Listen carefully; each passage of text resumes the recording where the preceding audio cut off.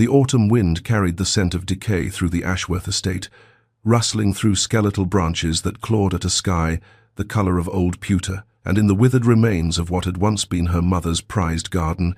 Eleanor Ashworth knelt in the cold earth, her fingers working uselessly at soil that would yield nothing more this season. She was 22 years old, and she had learned long ago that beauty was a temporary gift, that all things of worth eventually crumbled the roses her mother had planted with such hope. The stone walls of the manor house now cracked and stained with neglect, the family name that had once commanded respect throughout the county. Her dress was patched at the elbows, a fact she had ceased to feel shame about, for there were so few servants left to notice, and those who remained did so out of loyalty rather than wages, which her father had not paid in months. Inside the house, Lord Ashworth sat in his study, surrounded by empty decanters and letters bearing wax seals he no longer had the courage to break, a man hollowed out by his own appetites, gambling away first his fortune,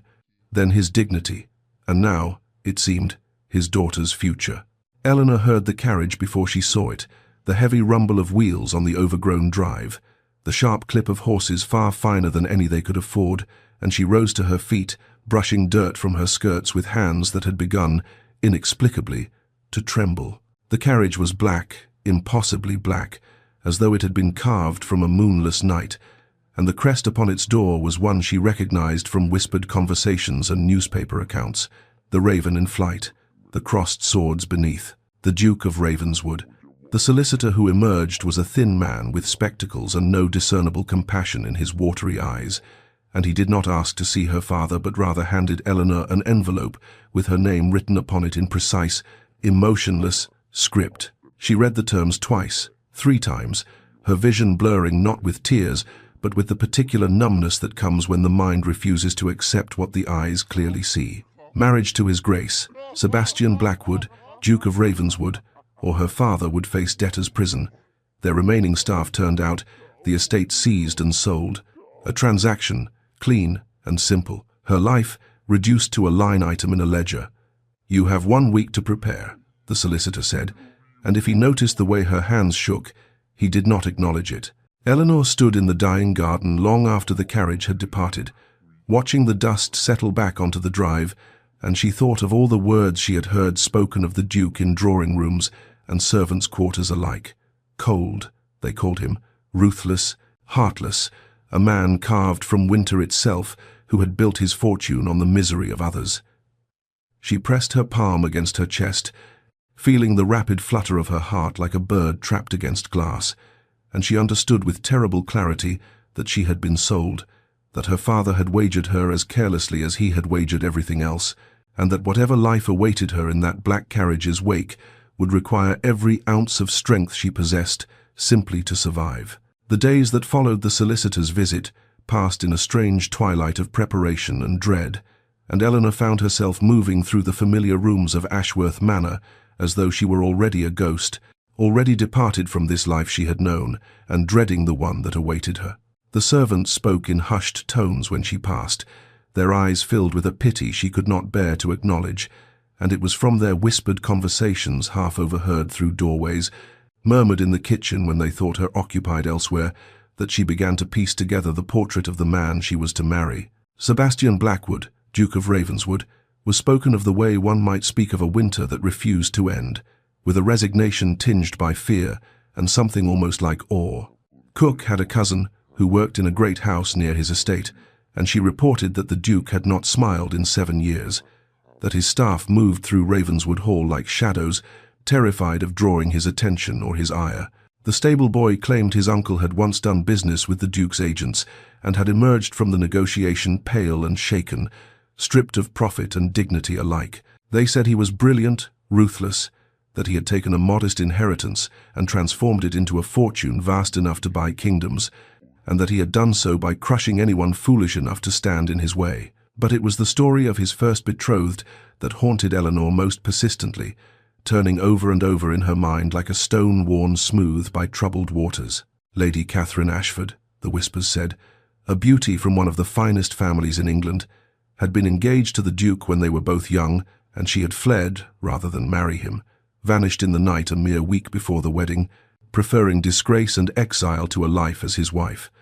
What manner of man, Eleanor wondered, could inspire such desperate flight? She sought answers in every source available to her, poring over old society pages in her father's study, reading accounts of his business dealings in financial journals yellowed with age, but every word only confirmed what she already feared. The Duke of Ravenswood was a man of ice and iron, incapable of warmth, interested only in acquisition and control. On the fifth evening, her father came to her sitting room, his eyes red-rimmed with tears she suspected owed more to wine than remorse,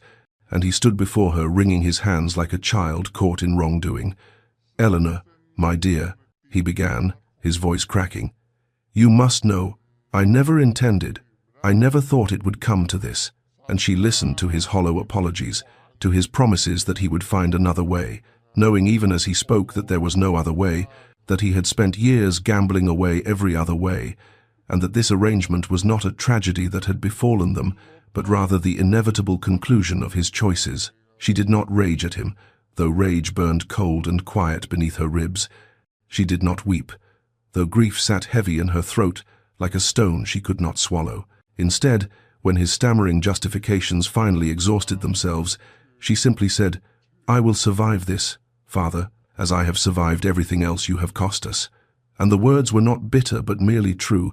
spoken with the calm certainty of a woman who had long ago learned that survival required something harder than hope. It required will, and will was the one thing she possessed that could not be gambled away or sold to pay another's debts. The morning of Eleanor's wedding dawned grey and cheerless, the sky hanging low over the countryside like a burial shroud, and she dressed in her mother's wedding gown, with fingers that felt as though they belonged to someone else, some distant woman going through motions that had lost all meaning. The dress had yellowed with age, its once pristine silk now the colour of old bone, and the lace at the sleeves had grown brittle, threatening to crumble at the slightest touch. Yet Eleanor wore it as armour, as a reminder that she came from a line of women who had faced their fates with dignity, even when those fates were not of their choosing. The chapel was small and cold, a stone building on the edge of the Ravenswood estate that seemed to have been forgotten by time and warmth alike, and the few witnesses present servants required for legality, a solicitor with his ledgers, her father swaying slightly and smelling of last night's whiskey, sat in pews that echoed with emptiness. Eleanor walked the aisle alone, for there was no one to give her away who had not already done so, and she kept her eyes fixed on the altar, where two candles guttered in an unfelt draught, their flames struggling against the pervasive chill. She heard him before she saw him, the measured footfall of expensive boots on ancient stone, and when she finally raised her gaze to meet her bridegroom, her breath caught in her throat like a bird striking glass. Sebastian Blackwood, Duke of Ravenswood, was tall and severe, his dark hair swept back from a face that seemed carved from marble by an artist who understood beauty but had forgotten tenderness, and his eyes, God, his eyes were the grey of winter storms over frozen seas, beautiful and terrible and utterly devoid of warmth. He was devastating in his black morning coat, every line of his figure speaking of power carefully contained, and Eleanor understood in that moment why women whispered his name with fear, why his first betrothed had supposedly fled rather than stand where Eleanor now stood. The ceremony passed in a blur of rote words and hollow promises, the minister's voice droning through vows that spoke of love and honour, while the participants knew this was merely commerce dressed in sacrament, and when Sebastian spoke his promises, his voice was flat, uninflected, as though he were reading terms from a contract rather than binding himself to another human soul. He did not look at her, not once, not when he slid the cold band of gold onto her finger, not when the minister pronounced them wed, not when it was done and she was no longer Eleanor Ashworth but the Duchess of Ravenswood, a title that fit her like a stranger's coat. The carriage ride to Ravenswood Hall passed in absolute silence, the only sounds the rhythm of hooves on packed earth and the creak of fine leather, and Eleanor sat across from her new husband, studying his profile in the grey light, filtering through rain-spattered windows, the sharp line of his jaw, the tension visible in the cords of his neck, the way his gloved hands rested on his thighs with a stillness that seemed less like calm than like a predator conserving energy. She wondered what thoughts moved behind those storm-cloud eyes, what memories or regrets or calculations occupied a mind reputed to be brilliant in its ruthlessness, and she found herself searching for any crack in his facade, any hint of the man beneath the marble. His jaw tightened almost imperceptibly, as though he sensed her scrutiny, and still he did not turn, did not acknowledge her presence, and Eleanor realized with a strange mixture of despair and determination that she had married a fortress, a man who had built walls so high and thick that perhaps even he had forgotten what lay buried within them. Ravenswood Hall rose from the mist like something born of nightmares and dark fairy tales, its Gothic spires clawing at the leaden sky, its countless windows staring down at the approaching carriage like eyes that had witnessed centuries of secrets and sorrows. Eleanor pressed her face closer to the rain-streaked glass, her breath fogging the cold pain as she took in the vast edifice that was to be her prison. No, she corrected herself. Her home, though the word felt like a lie on her tongue. The stone was black with age, the architecture a symphony of pointed arches and flying buttresses, beautiful in the way that storms were beautiful, in the way that wolves were beautiful, a beauty that demanded respect and inspired fear in equal measure. The carriage rolled to a stop before massive oak doors, and Sebastian descended without a word, without a backward glance, disappearing into the house as though she were merely luggage to be collected by the staff rather than a bride to be welcomed. It was a woman of perhaps 50 who greeted Eleanor at the threshold, her silver hair pulled back severely from a face that was not unkind, merely guarded, and she introduced herself as Mrs. Thornton, the housekeeper, before leading Eleanor through corridors that seemed to stretch into infinity, past portraits of stern-faced ancestors and suits of armor standing sentinel in shadowed alcoves. "These will be your chambers, Your Grace," Mrs. Thornton said, and the title struck Eleanor like a physical blow, a reminder of what she had become, and she stepped into rooms that were undeniably magnificent, high ceilings painted with faded celestial scenes, furniture of dark wood and rich burgundy velvet, a bed large enough to drown in, windows that overlooked grounds disappearing into fog, yet for all their grandeur, they felt less like a sanctuary than a gilded cage, beautiful bars designed to remind her of her captivity. She noted with a hollow pang that these chambers were in the west wing, while Mrs. Thornton had mentioned the Duke's apartments lay in the east, and the distance between them seemed less a matter of architecture than of intention, a declaration of separation built into the very bones of the house. She was examining a porcelain vase, wondering if anything in this place had ever been touched by warmth or joy, when the door opened without warning, and Sebastian stood on the threshold, still in his wedding clothes, still wearing that mask of impenetrable ice. "I trust the rooms are satisfactory," he said, and it was not a question but a statement, delivered in a tone that made clear he expected no response. He stepped inside, and though he did not approach her, his presence seemed to fill the space, to consume the air until Eleanor felt she had to fight for each breath, and he laid out the terms of their arrangement with the same flat efficiency she imagined he brought to business. Negotiations, she would have access to household accounts, she might redecorate if she wished, the servants would attend to her every need. She was free to come and go as she pleased within the bounds of propriety. "But I will not pretend sentiment where none exists," he concluded, his grey eyes meeting hers for the first time since the chapel, and there was something almost like a warning in their depths. "This is a business arrangement, nothing more. You will have everything you require except my time or my affection, for I have neither to give." The words should have wounded her, perhaps were designed to wound her, but Eleanor had spent too many years learning to survive her father's failures to crumble now, and she met his gaze with a steadiness that surprised them both. "Then I shall treat it as such, Your Grace," she replied, and her voice did not waver, did not betray the tempest of fear and grief and strange, defiant pride churning within her chest. Something flickered in his eyes, then a crack in the marble. Gone so quickly she might have imagined it, and for the space of a heartbeat, he looked at her as though truly seeing her for the first time, this woman he had purchased, this stranger who refused to cower before him. Then the mask descended once more, and he turned and left without another word, and Eleanor stood alone in her beautiful prison, wondering what manner of battle she had just begun. The weeks that followed settled into a pattern of exquisite avoidance, a choreography of absence so precise it might have been rehearsed, and Eleanor learned the rhythms of Ravenswood Hall, as one learns the habits of a sleeping beast, which corridors Sebastian traversed at which hours, which rooms he claimed as his domain, which spaces she might occupy without risk of encounter. She took her meals alone in the small breakfast room, overlooking the West Gardens, the chair across from her perpetually empty, the silence broken only by the soft footfall of servants who moved through the house like shadows, efficient and nearly invisible. Sebastian, she gathered from the whispered exchanges she was not meant to overhear, spent his days locked in his study with ledgers and correspondence, emerging only for solitary rides across the moorland or meetings with his steward that lasted long into candlelit evenings, and she began to wonder if he slept at all, or if he simply existed in that dark panelled room, sustained by whatever cold fuel powered a heart so determined to feel nothing. The servants treated her with a cautious courtesy that fell somewhere between deference and pity, their eyes sliding away when she attempted conversation, their answers to her questions polite but brief,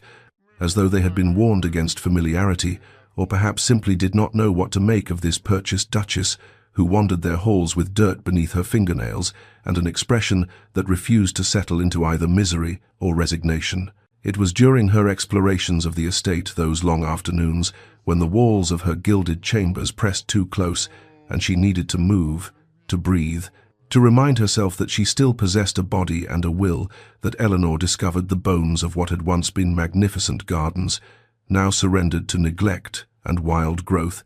paths choked with weeds, fountains dry and silent, rose bushes gone feral, and thorned like creatures protecting themselves from further abandonment. The east wing drew her curiosity most persistently, its windows dark, its doors locked against her tentative testing,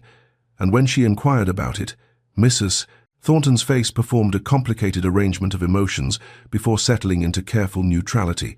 saying only that those rooms had been closed for many years, and the Duke preferred they remain so. But it was a small courtyard she found behind the kitchens that captured Eleanor's heart, forgotten, overgrown, yet somehow hopeful in its very ruin, and she began to spend her mornings there, on her knees in the cold soil, clearing debris, coaxing dormant plants back toward the light, her hands working the earth as they had worked her mother's garden at Ashworth, as they had worked her own small plot before everything was sold and lost and traded away. She did not know that Sebastian watched her from his study window, did not see him standing motionless behind the glass each morning as she knelt in the dirt like a penitent or a prayer, did not notice how his hand sometimes rose toward the pane as though he might reach through it, did not observe the way his brow furrowed with something that looked almost like confusion, almost like hunger, before he turned away and buried himself once more in the safety of numbers and contracts and the cold comfort of a life without risk. The library revealed itself to Eleanor on an evening when sleep had become an impossibility, when the walls of her chamber seemed to press inward with each passing hour, and the silence of the house rang louder than any scream, and she had taken to wandering the corridors in her dressing gown with a candle clutched in trembling fingers, telling herself she was merely exploring, merely learning the geography of her cage, until she pushed open a door she had not yet tried, and found herself standing at the threshold of a cathedral built for books. The room soared upward through 2 full stories,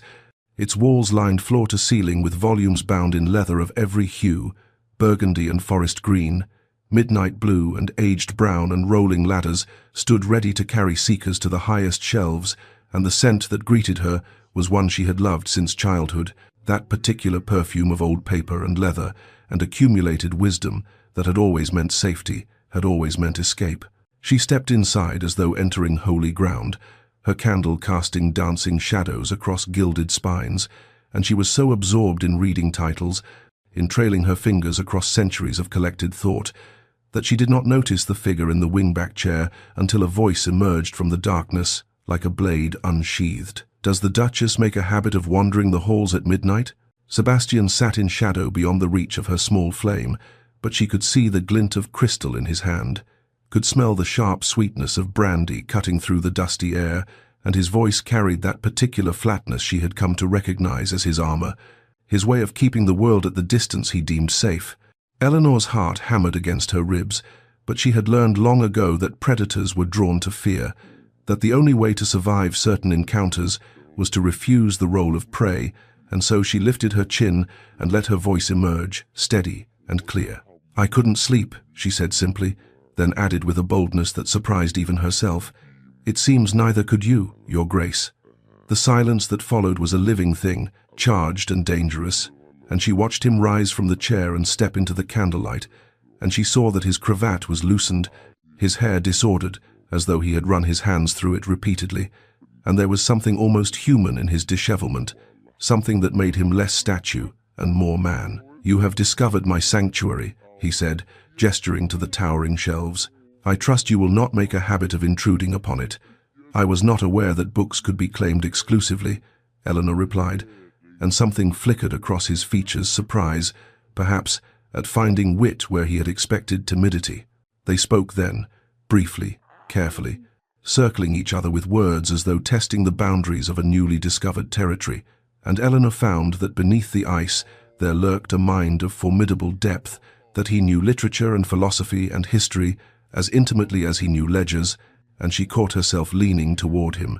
drawn by the gravitational pull of unexpected kinship. For one moment, one treacherous, precious moment, the corner of his mouth twitched upward, the ghost of a smile haunting lips that had forgotten the expression, and Eleanor felt something shift in her chest, felt warmth bloom in a place she had thought frozen. Then he caught himself, and the mask descended, and he turned away with a muttered dismissal, but not before Eleanor glimpsed the book he had abandoned on the side table, its pages open to verses she recognized, poetry of loss, of grief, of love that persisted beyond the grave, and she understood, with sudden terrible clarity, that the Duke of Ravenswood was not cold at all, but rather burning with a fire so painful he had chosen to bury it beneath permafrost, and she wondered, as she retreated to her chambers with his words echoing in her ears, whether any warmth could ever reach deep enough to touch those hidden flames. The coincidences began to accumulate like snowflakes before a storm, each one seemingly insignificant, easily dismissed, yet together forming a pattern that Eleanor could not quite bring herself to name, and she found herself wondering whether the Duke of Ravenswood had somehow memorized her movements, or whether fate itself had grown weary of their careful avoidance and decided to intervene with increasing frequency and decreasing subtlety. She would enter the breakfast room to find him already seated, his newspaper raised like a fortification, though she noticed he never seemed to turn its pages, and he would offer some terse comment about the weather or the quality of the coffee before retreating to his study, leaving her with the strange sensation of having been both acknowledged and avoided in the same breath. She would walk the garden paths she had begun to clear of their choking weeds, and he would appear on horseback, claiming he was merely inspecting the grounds, though his horse seemed perpetually reluctant to move beyond the boundary of wherever she happened to be working, and he would criticize her plans with the particular intensity of someone who cared, far more than he wished, to reveal the roses were planted too close together, he declared. They would compete for sunlight. The lavender would never survive the northern exposure. Had she considered drainage, or did she intend to create a swamp rather than a garden? And Eleanor would listen to his pronouncements with an expression of polite attention that masked her growing amusement, would thank him for his expertise with words that bordered on insolence, and would continue precisely as she had planned, only to discover 3 days later that a cart had arrived, bearing a delivery of rare rose bushes, varieties she had only read about in her mother's gardening journals, with no note attached and no explanation offered by the tight-lipped servants who unloaded them with knowing glances they thought she did not see. It was Mrs. Thornton who suggested, with the careful neutrality of a woman who had served the Blackwood family for 3 decades, that the Duchess might wish to join the Duke for dinner, as he had mentioned quite casually. The housekeeper assured her that the dining room felt rather large for one person, and Eleanor accepted with a composure that belied the sudden racing of her heart, and she dressed that evening with more care than she had shown since arriving at Ravenswood, and she descended to find Sebastian already waiting, standing by the fireplace in evening clothes that made him look like a portrait of aristocratic severity, and they sat at opposite ends of a table designed for 20 and attempted conversation across an expanse of polished mahogany and gleaming silver. Their words stilted but not hostile, their silences less frozen than before, until Eleanor asked about the locked east wing and watched his face transform in an instant from cautious openness to absolute closure, saw the shutters descend behind his winter storm eyes, heard his voice flatten into the cold monotone she remembered from their wedding day, as he said only, "Those rooms belong to my mother, and they will remain as she left them." And Eleanor understood then that whatever thaw had begun between them, there remained vast territories of grief he would not permit her to enter, wounds so deep that even the tentative warmth they had begun to build could not yet reach them. And she wondered, as she lay sleepless that night, whether patience alone could ever melt a glacier, or whether some sorrows were simply too ancient, too frozen, too fiercely guarded to ever yield to spring. The storm announced itself hours before it arrived, the sky darkening to the color of bruised plums by mid-afternoon, the air growing thick and electric with the promise of violence, and Eleanor watched from her chamber window as the first winds began to tear at the trees, sending leaves spiraling upward like souls fleeing some approaching doom, and she felt a strange kinship with the gathering tempest, as though the heavens had decided to externalize the turmoil that had lived within her since the night in the library, since she had glimpsed the poetry of grief on Sebastian's abandoned pages and understood that the cold Duke was merely a man who had learned to freeze rather than feel. By evening the storm had become a living thing, a beast of wind and water that hurled itself against Ravenswood Hall with a fury that rattled the ancient windows and sent the servants scurrying to secure shutters and check for leaks, and the electricity had failed within the first hour, plunging the house into a darkness broken only by candlelight and the brilliant, terrifying flashes of lightning that illuminated the world in stark white photographs of chaos. Eleanor found she could not stay in her chambers, could not bear the isolation of those elegant rooms while the world outside tore itself apart, and she took up a candelabra and wandered the corridors with no particular destination in mind, drawn by some instinct she could not name toward the conservatory at the rear of the house. That glass-walled room where tropical plants grew in defiance of the English climate, and it was there that she found Sebastian standing alone before the wall of windows, his silhouette black against the lightning-fractured sky, his hands clasped behind his back in that posture she had come to recognize as his stance of contemplation, of wrestling with thoughts too heavy for ordinary bearing. She meant to retreat, to grant him the privacy he so clearly craved. But the lightning chose that moment to split the sky directly overhead, and the thunder that followed was so immediate, so tremendous, that she gasped aloud, and he turned, and for a long moment they simply looked at each other across the darkness, while the storm raged beyond the glass like a symphony of destruction. "My mother loved storms," he said finally, and his voice was strange, stripped of its usual armor, almost wondering, as though the words had emerged without his permission, and Eleanor moved closer without conscious decision, drawn by the vulnerability she heard beneath the simple statement. She would bring me here as a child, wrap us both in blankets, and we would watch together until I fell asleep, and she would tell me that storms were the sky's way of cleaning itself, of washing away everything old and dead to make room for new growth. Eleanor set down her candelabra and came to stand beside him, close enough that she could feel the warmth radiating from his body,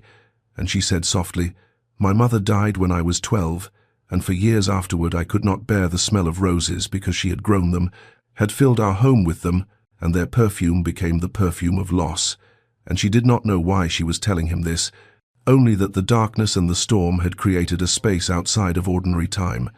a confessional where truths could be spoken without consequence. They stood together in silence then, watching lightning paint the gardens in silver and shadow, and when Sebastian finally spoke again, his voice was barely audible above the wind. "You are not what I expected," and Eleanor felt her heart stutter in her chest, felt something shift between them like tectonic plates finding new alignment, and she answered with equal quietness, "Neither are you." And the storm raged on around them, but within the glass walls of the conservatory, something fragile and unprecedented had begun to take root, something that felt dangerously like understanding, like recognition, like the first tender shoots of spring pushing through frozen earth. The village of Thornwick lay 3 miles from Ravenswood Hall, a modest collection of stone cottages and thatched roofs clustered around a single church, whose spire reached toward heaven with the desperate optimism of those who had little else to reach for, and Eleanor had discovered its existence through the kitchen maids, who spoke of their families there, of brothers who worked the Duke's tenant farms, and mothers who took in washing to supplement incomes that never quite stretched far enough, and something in their voices, a particular note of resignation, of acceptance of hardships that should not have been acceptable, had compelled her to see for herself what lay beyond the manicured grounds of her gilded cage. She took the small carriage without asking permission, for she had learned that Sebastian neither forbade her movements nor particularly attended to them, and the autumn morning was crisp and bright as she made her way down rutted lanes, where the hedgerows grew wild and unpruned, where the prosperity of the great estate gave way by degrees to something far less comfortable. And by the time she reached Thornwick itself, Eleanor felt the familiar tightening in her chest that she remembered from childhood, from those years when her father's gambling had first begun to erode their own circumstances, and she had learned to recognize poverty not as an abstract concept, but as a lived reality with a particular smell, a particular quality of silence. The cottages were not derelict, but they bore the unmistakable marks of careful neglect, of roofs patched rather than replaced, of gardens given over to vegetables because flowers were a luxury none could afford, and Eleanor walked among them with her fine cloak and her kid-leather gloves, and felt the weight of every gaze that followed her,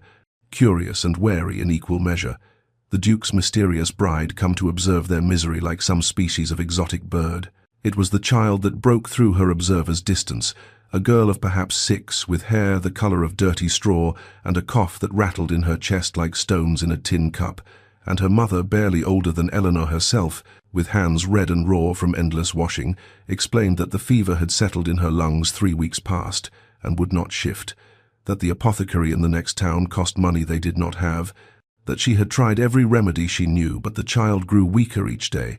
and Eleanor saw in the woman's eyes that particular species of terror known only to mothers watching their children slip away. She gave them everything. She had her household allowance for the month, the coins she kept for small purchases, even the pearl earrings she wore, her mother's earrings, because pearls could be sold and a child's life could not, and she returned to Ravenswood Hall with empty pockets and a heart full of something she could not name,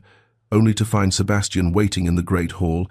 his expression unreadable as he demanded to know where she had been and what she had done with his money. And Eleanor faced him without apology or explanation beyond the simple truth. I gave it to a family whose child is dying because they cannot afford a physician, and I would do it again. Your Grace, because I can, and because someone should. The silence that followed stretched between them like a held breath, and she watched something flicker across his features, not anger, she realized with surprise, but something closer to bewilderment, as though she had spoken in a language he had long ago forgotten how to understand, and then he turned and walked away without a word, leaving her to wonder whether she had destroyed whatever fragile truce they had built. And it was not until a full week later that she learned the truth, that a physician had been installed in Thornwick with a salary paid by the estate, that medicine was being distributed to those who needed it, that the Duke of Ravenswood had done in days what generations of landlords had never thought to do,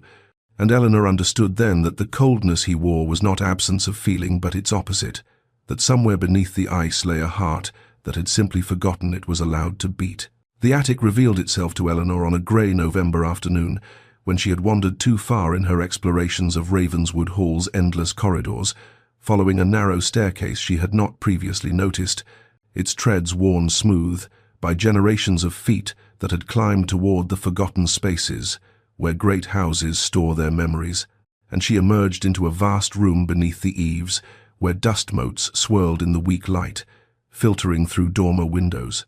and the accumulated possessions of centuries lay shrouded beneath white cloths like ghosts awaiting resurrection.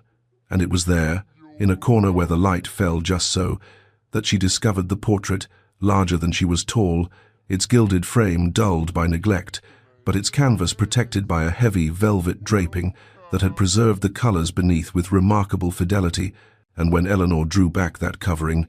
her breath caught in her throat as though she had been struck, for the young man who gazed back at her from the painted surface was Sebastian, and yet not Sebastian, a version of him she had never imagined could exist, perhaps 18 years old, his dark hair slightly disheveled, his severe features softened by something she had never seen on the face of her husband,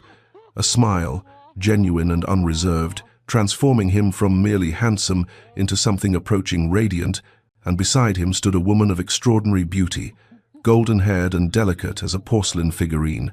her hand resting on his arm with the easy intimacy of absolute belonging, and Eleanor stood transfixed before this window into a past she had not known existed, this evidence of a Sebastian who had once known how to be happy, and she did not hear Mrs. Thornton's approach until the housekeeper spoke softly from behind her. Lady Catherine Ashford, that was. God rest her soul. The story emerged in fragments, told in the housekeeper's quiet voice, while rain began to tap against the dormer windows like fingers seeking entry, and Eleanor learned of the great love that had transformed the young duke, of the courtship that had been the talk of 3 counties, of the wedding preparations that had consumed Ravenswood Hall with joy and anticipation, and then, 1 week before the ceremony that would have united 2 of England's finest families, the fever had come swift and merciless as a blade in the dark, and Lady Catherine had been gone within 3 days, and Sebastian had been away on business, had ridden through the night when the message reached him, had arrived only in time to see her coffin lowered into the earth, and something in him had been buried alongside her, something that had never climbed back into the light. He blamed himself. Mrs. Thornton continued, her weathered hands folded before her, her eyes fixed on the painted face of the woman who had died too young, said, if he'd been here, if he hadn't gone to London, somehow he could have saved her, though of course that's nonsense. Fever takes who it takes, and there's no bargaining with it. But guilt doesn't answer to reason, does it? Your Grace. And the master, well, he decided that if loving someone meant losing them so completely, he'd rather never love again, built walls around himself so high and so thick that no one could reach him, and after a while I think he forgot there was anything inside worth reaching for. Eleanor stood before the portrait long after Mrs. Thornton had retreated, studying the smile on Sebastian's young face, the way his painted eyes crinkled at the corners with unguarded joy, and she felt her heart breaking not for herself but for him, for the man who had learned to armor himself in ice because the alternative was to burn alive with grief, for the husband who held her at arm's length because he could not bear to hold anyone close. And she understood now that his coldness was not cruelty, but survival, not indifference, but the most desperate form of self-preservation, and she whispered to the empty attic, to the dust and the ghosts, and the preserved memory of a love that had ended in tragedy. I see you now, Sebastian Blackwood. I see all of you. And somewhere in the house below, in his study, where he sat alone with his ledgers and his silence, the Duke of Ravenswood felt an inexplicable shiver run down his spine, as though someone had spoken his name in a way it had not been spoken in 7 long and frozen years. The knowledge of Catherine's death settled into Eleanor like water into soil, changing the very composition of how she understood the man she had married, and in the days that followed her discovery in the attic, she found herself watching Sebastian with new eyes, not the wary assessment of a woman gauging her jailer, but the tender attention of someone who had glimpsed a wound and wished, against all wisdom, to help it heal, and she cultivated patience as carefully as she cultivated her garden, offering him small kindnesses without expectation, allowing silences to stretch without filling them with demands, believing that if she only gave him enough time, enough grace, the ice around his heart might begin to thaw of its own accord. But she had not accounted for the particular cruelty of a man at war with himself, had not understood that Sebastian could sense the shift in her regard, and that it terrified him far more than her earlier coldness ever had. The dinner began unremarkably enough, one of their increasingly frequent shared meals in the small dining room, where candlelight softened the Gothic severity of Ravenswood Hall, and Eleanor had been speaking of her plans for the spring garden, of the bulbs she intended to plant, and the roses that would need pruning, ordinary words about ordinary things, when Sebastian set down his wine-glass with a precision that should have warned her, and said, in a voice stripped of all warmth, "You have been different lately, madam, and I find I must address it before you embarrass us both with expectations I have no intention of fulfilling." And the words that followed were calculated to wound, delivered with the surgical precision of a man who had long ago learned exactly where to place a blade for maximum damage. He spoke of the debt, of her father's weakness, of the transaction that had brought her to his table, reminding her that proximity was not intimacy, and that whatever softness she imagined she perceived in him was merely the projection of a lonely woman desperate to find meaning in an arrangement that had none. And Eleanor sat very still as the assault washed over her, her hands folded in her lap, her face composed into an expression of such perfect calm that it cost her more than he would ever know. And when he had finished, when the silence rang with the echo of his cruelty, she rose from her chair with the dignity of a queen ascending a scaffold and said only, "You may hurt me with words, Your Grace, but I have survived worse than you. I have survived being sold by my own father, survived being brought to a house where I was promised nothing but cold tolerance, survived months of loneliness in a marriage that was never meant to be more than a cage, and I am still standing. So forgive me if your attempts to push me away do not send me running as you so clearly wish they would." And she walked from the room without looking back, climbed the stairs to her chamber with steady steps, and only when the door was closed behind her did she allow herself to sink onto the bed and press her hands against her eyes, refusing to cry for a man who did not want her tears. The clock struck 11, then midnight, and Eleanor lay in darkness listening to the house settle around her, and then she heard its footsteps in the corridor outside her door, heavy and deliberate, approaching and then stopping, and she held her breath as the silence stretched, as she imagined Sebastian standing just beyond the threshold, his hand perhaps raised to knock, his pride warring with something softer, something that had driven him to seek her out despite every word he had spoken at dinner. But the knock never came, only the sound of pacing, back and forth like a caged animal, and then finally retreating footsteps, and Eleanor understood that the battle being waged within him was far from over, that his cruelty at dinner had been the desperate action of a man who felt himself losing a war he had never intended to fight, and she whispered into the darkness, "I can wait. Sebastian Blackwood, I can wait longer than you know." The fever came as fevers do silently at first, a mere whisper of fatigue that Eleanor dismissed as the natural consequence of too many hours spent in her garden, despite the bitter November winds that had swept down from the moors,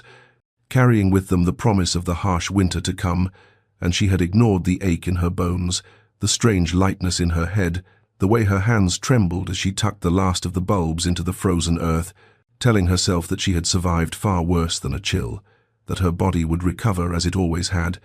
But by evening she could no longer pretend, and when she failed to appear for dinner, Mrs. Thornton found her collapsed beside her bed, burning with a heat that seemed impossible for a human body to contain, her lips moving in fevered whispers that made no sense, and the household erupted into barely controlled chaos as servants rushed for cold water and clean linens, and someone rode for the physician through the darkening night. And it was into this pandemonium that Sebastian strode with a face so pale, so stricken, that Mrs. Thornton later swore she saw the ghost of the young man he had once been, the one who had ridden through the night 7 years ago only to arrive too late, the one who had watched another woman slip beyond his reach while he stood helpless and hollow, and he dismissed everyone with a single sharp command, his voice brooking no argument. And when the housekeeper protested that it was not proper, that the Duchess needed female attendants, he turned on her with eyes that blazed with something far more terrifying than his usual coldness. "I will not leave her, do you understand? I will not stand outside another door while someone—" And he stopped, the words catching in his throat. But Mrs. Thornton understood, and she left him there in the flickering candlelight with his dying wife, and Sebastian pulled a chair to Eleanor's bedside and took her burning hand in his, and began a vigil that would last 3 days and 3 nights, during which he did not sleep, did not eat, did not leave her side except to wring out cold cloths and press them to her forehead, to lift her when she thrashed and hold her when she wept. And in her delirium Eleanor called out for her mother, for the garden, for someone not to leave her alone, always alone, and Sebastian leaned close and whispered against her damp hair, "I'm here, Eleanor, I'm here, and I'm not leaving. Do you hear me? I'm not going anywhere, you stubborn, impossible woman. You cannot leave me now, not when I've only just—" And he couldn't finish, couldn't name the thing that had grown in him, despite every wall he'd built, but he held her hand through the fever's worst hours, through the moments when her breathing grew so shallow. He pressed his ear to her chest, just to assure himself her heart still beat, and when the crisis finally broke on the 3rd night, when her fever ebbed like a tide retreating from the shore, and her breathing deepened into true sleep, Sebastian lowered his head to the edge of her bed and wept for the first time in 7 years, and Eleanor, swimming up from the depths of her illness, opened her eyes to grey morning light, and found him there, her cold, untouchable husband asleep in the chair beside her, his hand still wrapped around hers, his face haggard with exhaustion, and something else, something that looked remarkably like devotion, and she understood with the clarity that sometimes comes after nearly dying that everything between them had changed, that he had shown her something in those desperate hours that all his carefully constructed walls could never hide again, and she whispered his name, just Sebastian, nothing more, and watched him stir, watched his eyes open and find hers, watched the relief that flooded his features like sunlight breaking through storm clouds, and neither of them spoke of what had passed, but neither of them needed to, for some truths are too profound for words. The days of Eleanor's recovery passed in a strange, suspended world that seemed to exist outside the normal rhythms of Ravenswood Hall, a cocoon of quiet moments and careful attention that would have seemed impossible mere weeks before. And Sebastian, her cold, distant husband who had sworn he wanted nothing from her but her presence, became a man she barely recognized, appearing at her door each morning with books he thought she might enjoy, sitting in the chair beside her window while she rested, reading aloud in his deep voice until the words blurred together into a comforting river of sound. And when she was strong enough to sit up, he brought her tea himself rather than summoning servants, arranging the pillows behind her back with hands that trembled slightly, as though he feared she might shatter if handled without the utmost care, and Eleanor watched this transformation with wonder and wariness in equal measure, wondering if the fever had damaged her mind, and she was imagining this attentive ghost who wore her husband's face. But the warmth of his presence was real, the low rumble of his voice as he debated with her about the merits of various poets was real, and she found herself hoarding these moments like precious gems, uncertain how long they would last before he remembered himself and retreated behind his walls once more. But the walls did not return, or rather, they remained, but with doors now, doors that he seemed willing if not quite able to open. And one evening, as the fire burned low and shadows gathered in the corners of her chamber,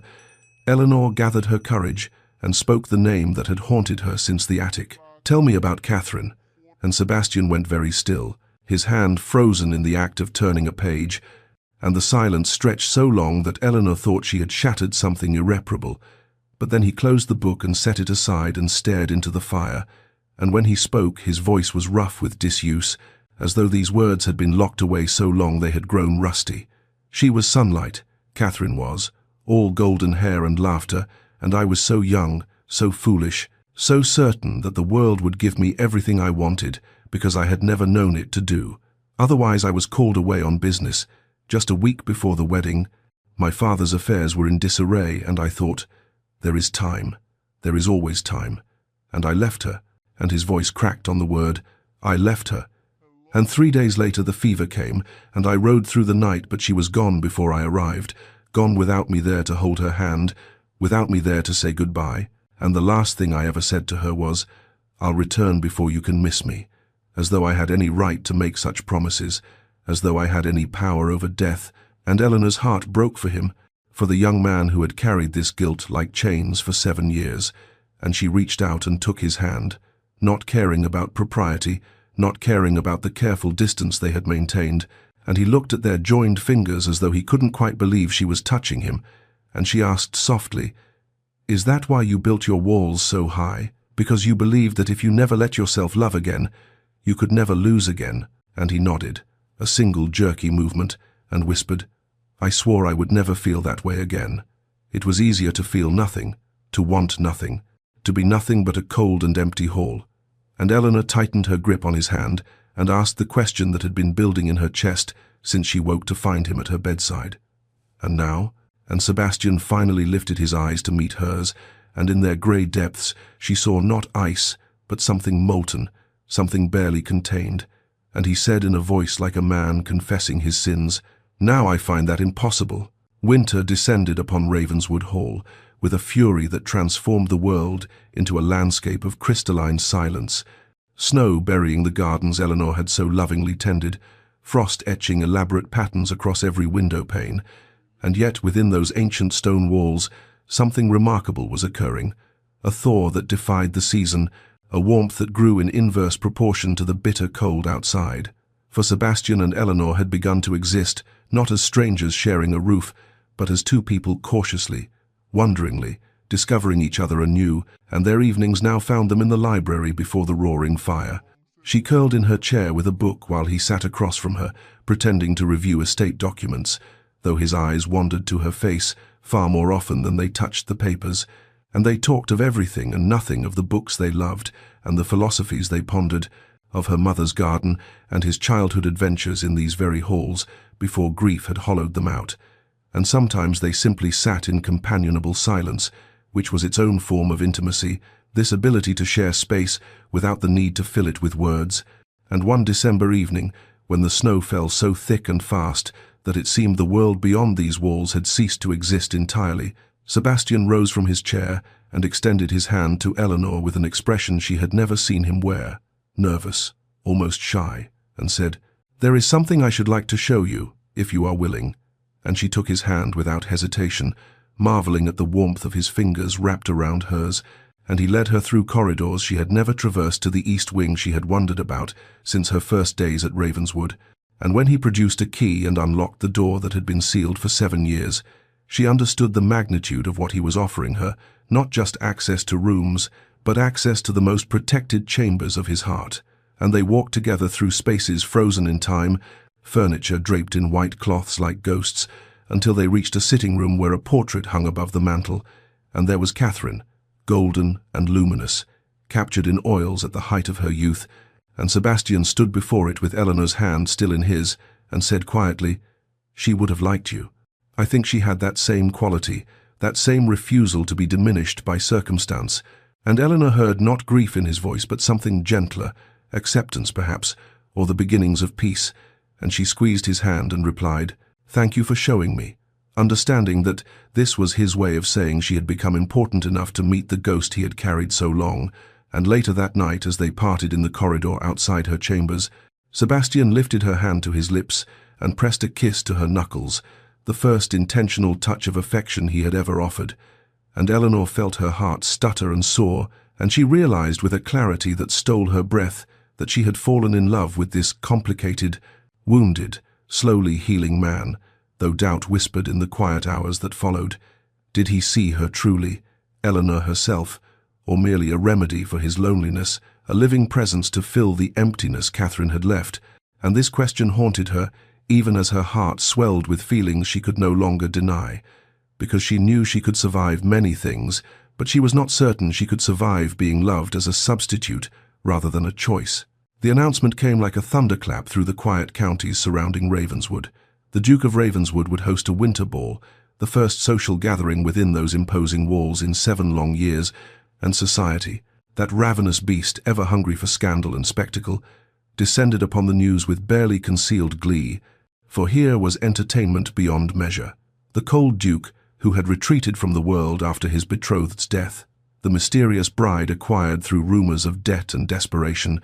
and now this inexplicable emergence from isolation that set every drawing room from here to London ablaze with speculation. Eleanor learned of the ball not from Sebastian himself, but from Mrs. Thornton, who delivered the news with tears glistening in her eyes and joy trembling in her voice, saying, "He's coming back to life, Your Grace. After all these years, he's finally coming back to life." And Eleanor felt her heart constrict with a mixture of hope and terror, for she understood what this gesture meant, even as she dreaded what it would require of her, to stand before the judgment of people who had whispered about her origins, who knew the circumstances of her marriage, who would examine her like a curiosity purchased at auction and found wanting the preparations consumed Ravenswood Hall for weeks, servants polishing silver that hadn't seen candlelight in years, gardeners forcing hothouse flowers to bloom despite the snow,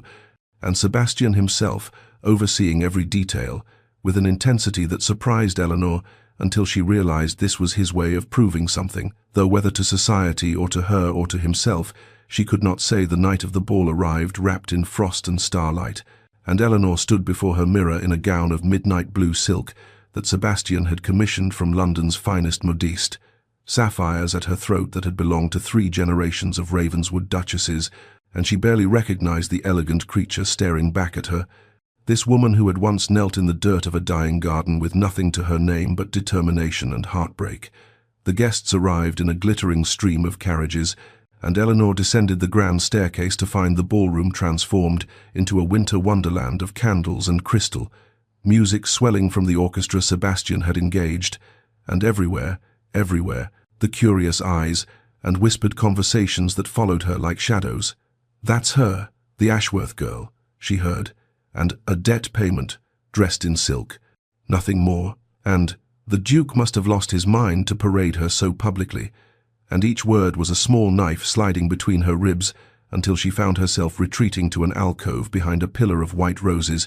fighting to control her breathing, fighting the urge to flee back to her chambers and never emerge.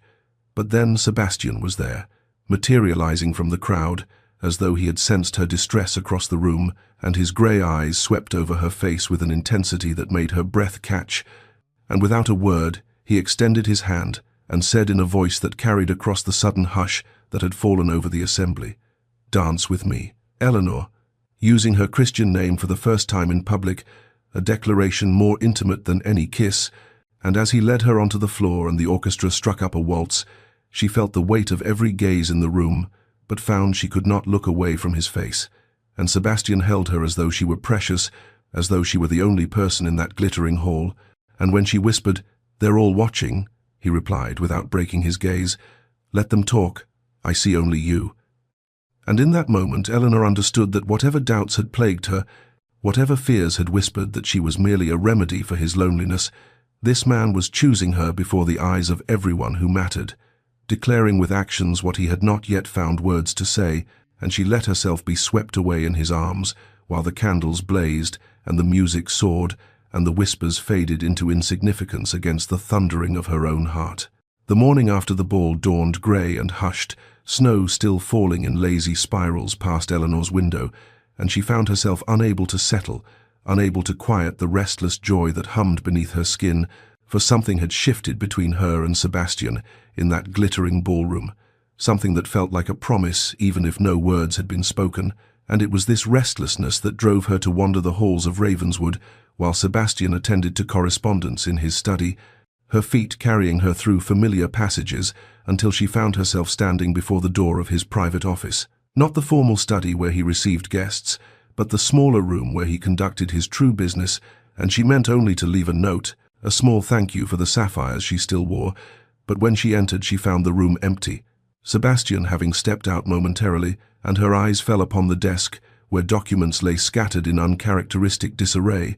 and she would not have looked, would not have violated his privacy so, except that her own name caught her attention, Eleanor Ashworth, written in a solicitor's careful hand on a document dated nearly a year before her marriage, and her fingers trembled as she lifted the paper and began to read, her heart first stuttering, then stopping entirely, as the truth unfolded before her in black ink and legal language, a complete discharge of Lord Ashworth's debts,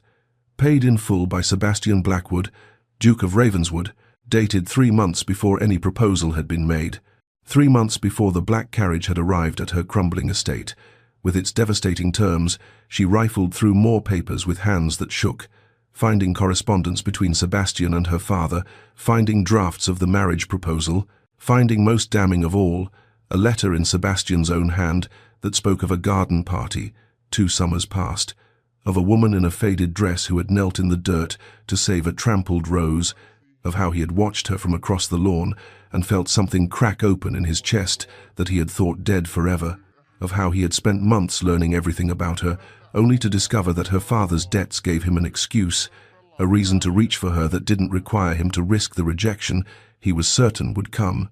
If he simply asked, Eleanor heard the door open behind her, heard Sebastian's sharp intake of breath as he saw what she held,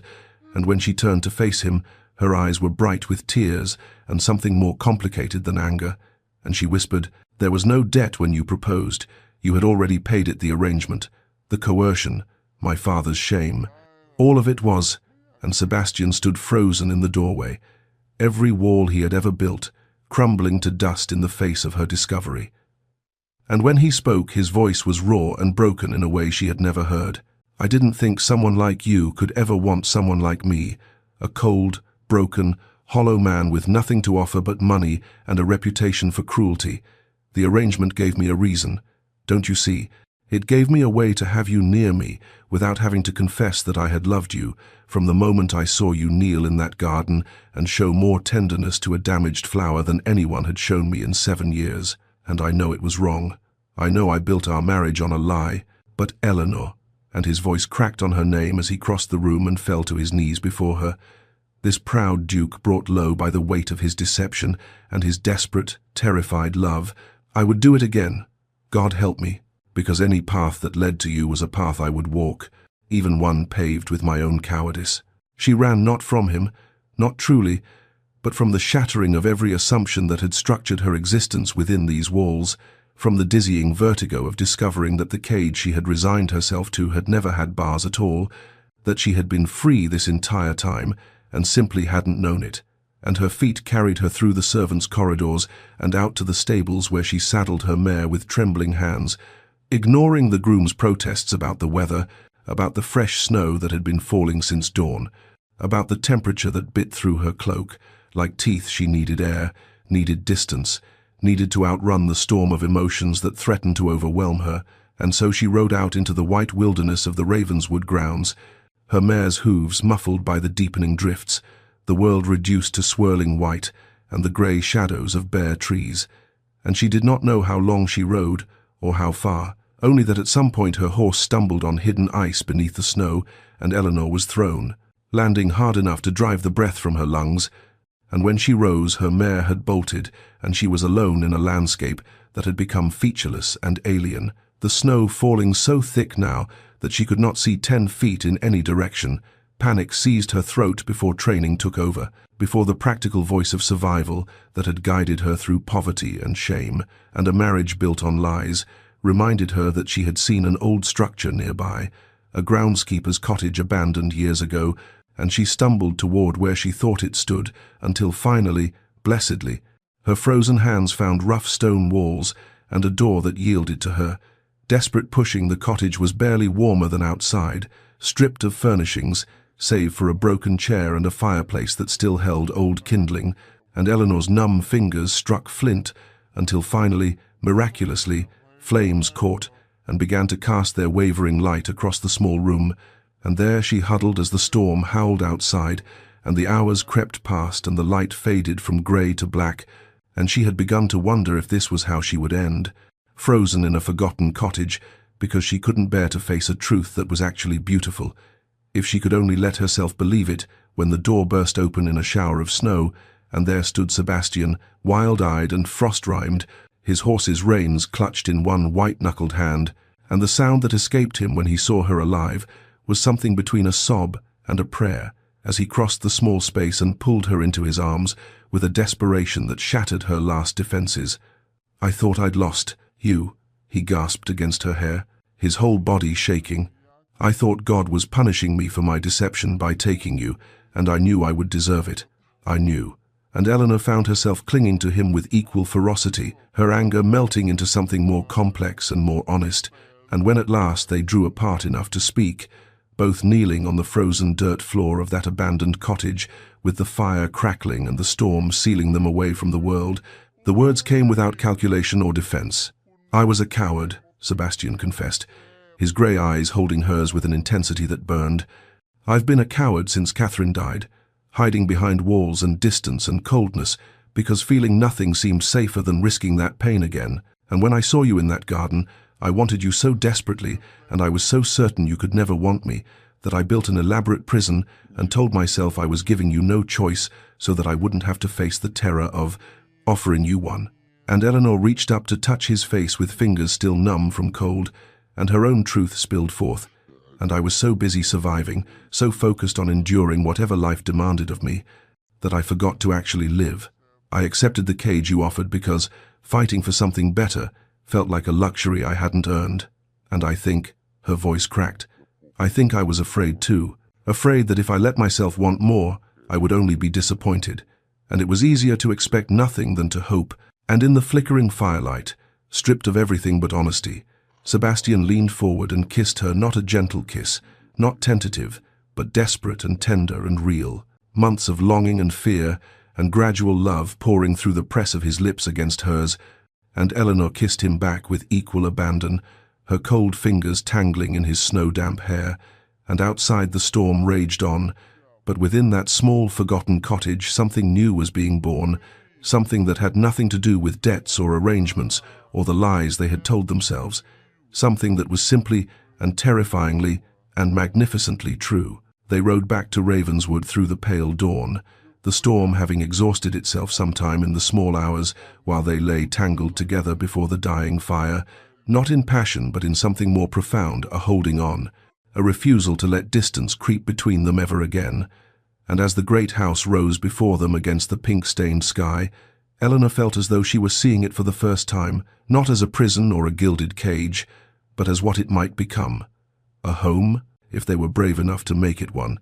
And Sebastian must have sensed the shift in her thoughts, because he reached across the space between their horses and caught her hand, his grip firm despite the cold that had numbed them both. And when they entered the hall to find the servants gathered in anxious clusters, Mrs. Thornton weeping with relief, and the footmen pretending they hadn't been preparing search parties, Sebastian did not retreat into his familiar coldness, but instead kept Eleanor's hand in his and announced simply, "The Duchess and I require hot baths, warm food, and privacy. We have much to discuss." And if the staff found this behavior remarkable from a man who had barely acknowledged his wife's existence for months, they were too well trained to show it, though Eleanor caught the look that passed between Mrs. Thornton and the butler, a look of tremulous hope that made her heart ache for all the people who had watched Sebastian suffer in silence for so long later. After they had thawed and eaten and changed into dry clothes, Sebastian came to her sitting room and stood before her with an uncertainty she had never seen in him. This man who commanded rooms and businesses and the fear of half of London's society. And he said, "I want to court you properly, honestly, without the shadow of deception between us. I know we are already married. I know you might think it foolish. But we began wrong, Eleanor. We began with lies and arrangements and walls. And I want," he faltered, and she saw the effort it cost him to continue.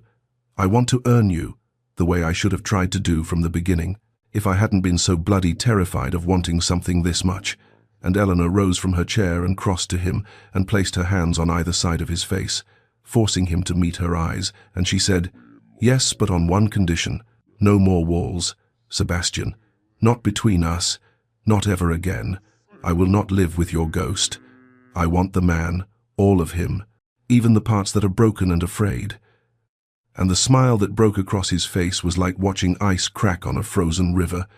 The first rush of spring after an endless winter, and in the weeks that followed, Ravenswood Hall transformed around them, as Sebastian kept his word.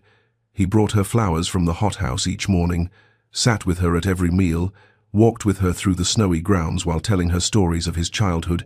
his mother, even Catherine, sharing the memories instead of hoarding them like wounds. The servants whispered that they had heard the Duke laugh, actually laugh, and one of the kitchen maids swore she had seen him smile at the Duchess across the breakfast table in a way that made her believe in love again. And when the snow finally began to melt and the first brave shoots of green appeared in Eleanor's garden, she planted new bulbs with Sebastian kneeling beside her in the mud, his fine clothes ruined and his expression one of perfect contentment.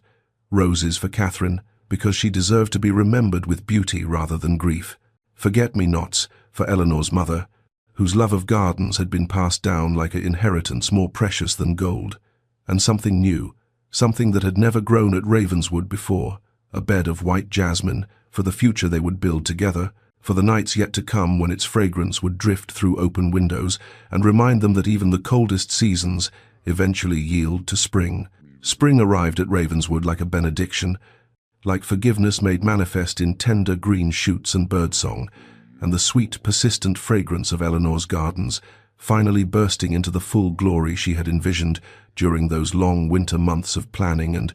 planting and hope. The roses she had planted for Catherine bloomed, in shades of cream and blush, their petals soft as memory, while the forget-me-nots spread in rivers of blue beneath the old apple trees where Eleanor's mother might have loved to sit, and the jasmine was already beginning to climb the garden walls,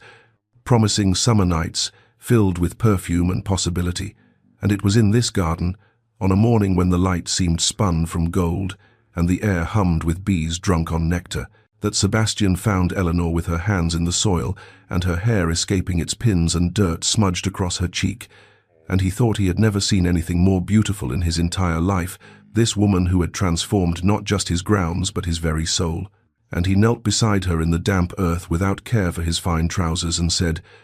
"I have something for you." And when Eleanor looked up, brushing hair from her eyes with the back of her wrist, she saw that he held a small velvet box, and her heart stuttered because she recognized the gesture, even as confusion flickered across her features. "We are already married," she said softly, and Sebastian smiled, that smile that still felt like a miracle every time she witnessed it, and replied, We are, but you deserved better than that cold ceremony in that grey chapel, where I couldn't even bring myself to look at you because I was so terrified of what I might feel. You deserved a man who chose you freely and openly, and without deception, and I cannot change how we began, but I can change what we become." And he opened the box to reveal a ring unlike anything Eleanor had expected. Not the heavy Ravenswood heirloom with its ancient diamonds that she had worn since their wedding day, but something new, something delicate, a band of gold set with a single sapphire, the exact color of her eyes, surrounded by tiny diamonds like stars around a midnight sky. "I designed it myself," Sebastian admitted, and there was vulnerability in his voice, the echo of the frightened man who still lived beneath the Duke's polished surface. "I wanted you to have something that was only yours, only ours, that carried no history except the history we make together. Eleanor, you are not a replacement for what I lost. You are not a remedy for loneliness or a solution to grief. You are my choice, freely and completely and with my whole heart. And I choose you today, and I will choose you tomorrow, and every day until I draw my last breath." And Eleanor's eyes filled with tears that spilled down her cheeks, and she didn't care, didn't try to hide them, because these were tears of joy, of completion, of a heart so full it could not contain itself. And she cupped his face in her soil-stained hands and said, "And you are mine, all of you, Sebastian, the coldness and the warmth, the fear and the courage, the broken parts and the parts still healing. I love you not despite your wounds, but because of who they have made you, and I am honored to be your choice." And when he slipped the ring onto her finger, it felt like a promise more sacred than their first vows had been. And that afternoon they stood together in the garden, surrounded by blooming roses and faithful forget-me-nots, and the tender green promise of jasmine, and before the witnesses of the household staff who had watched their long, strange journey from strangers to lovers, they renewed their vows, not the formal words of the church, but promises they had written themselves. Promises about patience and honesty, and choosing each other, even when choosing was hard, about building a home where grief could be honored and joy could flourish, about loving not perfectly but persistently. And when the simple ceremony ended, Sebastian kissed his wife with a tenderness that made Mrs. Thornton weep into her handkerchief. And that night, as they lay tangled together in the moonlight that streamed through the windows of the master bedroom they now shared, Sebastian pressed his lips to Eleanor's hair and whispered her name, just Eleanor. Nothing more, no titles or formality, just her name, spoken like a prayer, like a promise, like the most sacred word he knew, and she turned in his arms and kissed him and felt, for the first time in her life, completely and utterly home. 3 years had passed since that spring of renewal, 3 years of seasons turning and gardens growing and love deepening like roots reaching ever further into rich soil, and Ravenswood Hall had transformed so completely that visitors who remembered its former austere grandeur could scarcely believe they had come to the same estate. Sunlight poured through windows that had once been shrouded in heavy drapes. Laughter echoed through corridors that had known only silence. And everywhere there were flowers, cut blooms in crystal vases, potted plants on windowsills, the very walls seeming to breathe with life and warmth. And on this particular afternoon in late summer, Eleanor knelt in her garden with her hands in the familiar soil. But she was not alone, for beside her crouched a small figure with Sebastian's dark hair and Eleanor's blue eyes, a daughter they had named Rose for the flowers that had first brought them together, and for the woman whose memory Sebastian could now hold with gratitude rather than grief. And little Rose, not yet 2 years old, was attempting with great seriousness to plant a seed in the manner her mother had shown her, her chubby fingers patting the earth with more enthusiasm than precision, while Eleanor guided her gently, patiently, the way she had once coaxed beauty from the neglected grounds of this very estate. The sound of footsteps on the gravel path made them both look up, and there was Sebastian, striding toward them with his coat discarded and his sleeves rolled to his elbows, and a smile on his face that still made Eleanor's heart catch, even after all this time. And Rose scrambled to her feet with a shriek of delight, running to her father on unsteady legs, and Sebastian swept her up and swung her high while she giggled with abandon, and Eleanor watched them with tears pricking her eyes because she remembered the man who had stood before her in that cold chapel, the man who could not even look at her, the man so frozen with fear and grief that he had forgotten what joy felt like, and she marveled at the miracle of transformation. Later that day, A carriage arrived bearing an unexpected visitor, Lord Ashworth, Eleanor's father, sober now for nearly 2 years, and aged in ways that spoke of hard-won battles against his demons, and Eleanor received him in the garden where she had found her salvation, and their conversation was tentative at first, weighted with years of hurt and disappointment. But when he asked her forgiveness, with tears streaming down his weathered cheeks, she found that she could give it, not because the wounds had vanished, but because she had learned that holding on to pain only poisoned the one who carried it. And Sebastian stood at a distance watching this reconciliation with something like peace in his eyes, this man who understood about fathers and failures and the complicated arithmetic of forgiveness that evening. After Rose had been tucked into her nursery and the house had settled into its quiet nighttime rhythms, Sebastian and Eleanor walked to the terrace where they had stood so many times before, watching the sun sink below the horizon in a blaze of amber and rose, and Sebastian drew Eleanor close against his side and pressed a kiss to her hair and said nothing, because some moments required no words, only presence, only the profound gift of standing beside someone who had seen your darkness and chosen to stay. And as the first stars appeared in the velvet sky,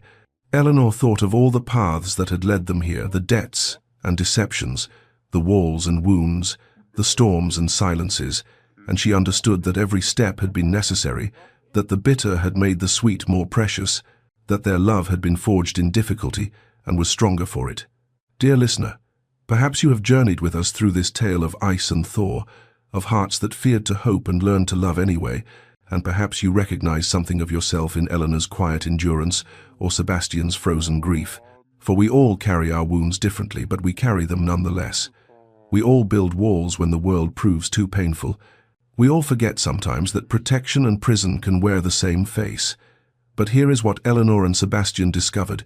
in that cold cottage with snow falling outside and pretense finally stripped away. The coldest hearts often burn brightest once they remember how. And patience is not passive waiting, but active hope, and the people who seem most unreachable are sometimes simply waiting for someone brave enough to reach.